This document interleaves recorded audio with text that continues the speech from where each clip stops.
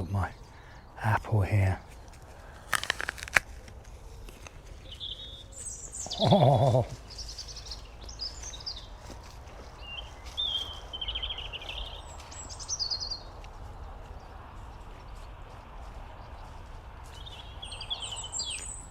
Our neighbour Paul gave us this.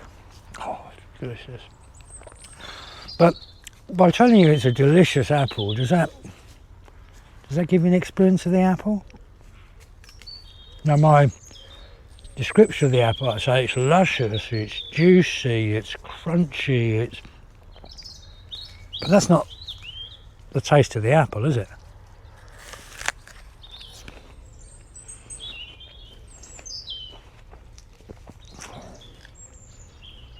They're just words, you see. And the words aren't the apple. Yeah, have a look at this tree. Just let your eyes rest on it.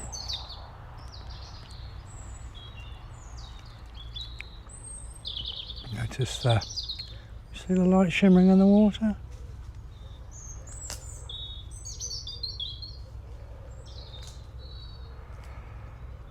I want you to see if you can look at the tree without labelling it a tree.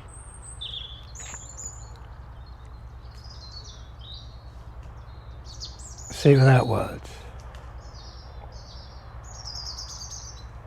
What can you say without words?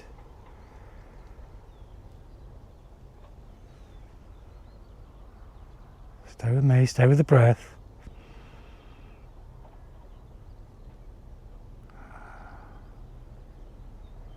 Now you see. Now you see. Now we could call it a tree, couldn't we? Or a willow tree. But what is that word? It's just a sound, isn't it? It's a sound. Air passing over my tongue.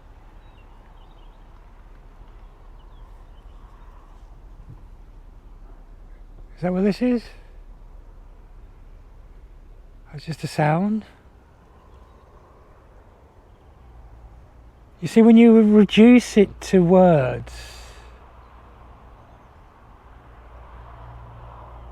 you're killing it. You're turning the magic, miracle of nature, the most incredible thing, life itself, into an object, a thing. They're prisons. So they are, they're prisons. Those words are simply prisons. Because as soon as you've called it a tree, you've really lost the essence of what it is. You see, that's how nature can help pull you in, because nature's living in a state of mindfulness. Right.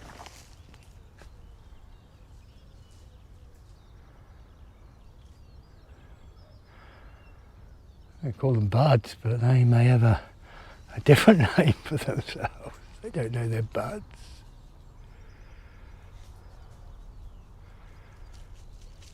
You see, the life, when you let go of the ladle,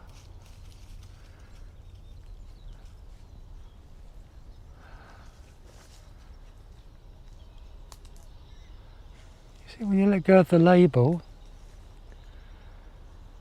something else comes into view. That separation that words create between you and life breaks down, and life in you is also the life that's in everything.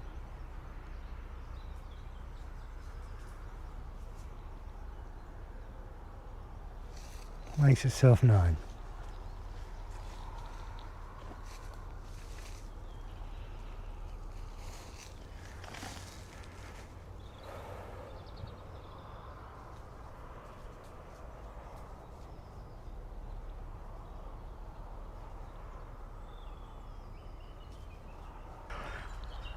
I remember working with a musician many years ago who had a very successful music career when he was younger, and later in his life he had gone off and studied music, and when his career was flourishing, he was he was just having fun. He was in the present moment, and you can play very much more than a few chords, but they create something very special from that space. But later on in his life, when he decided he was going to learn music, he discovered that he not only couldn't really play anymore, he couldn't even hear music anymore. All he could hear was his critique of it, his description of it, his concepts and ideas that he had learned. And actually, it had killed this poor man's love of music. Here's what I'd like you to do.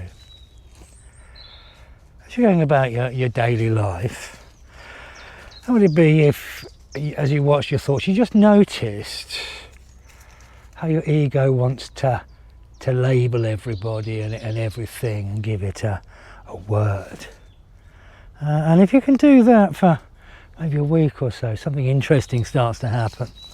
Because what you'll find is that the word and the experience start to separate, and you can get to experience life as it really is, as it truly is, free of the beliefs and concepts and problems, like my doggy does, don't you? That's how he experiences the world.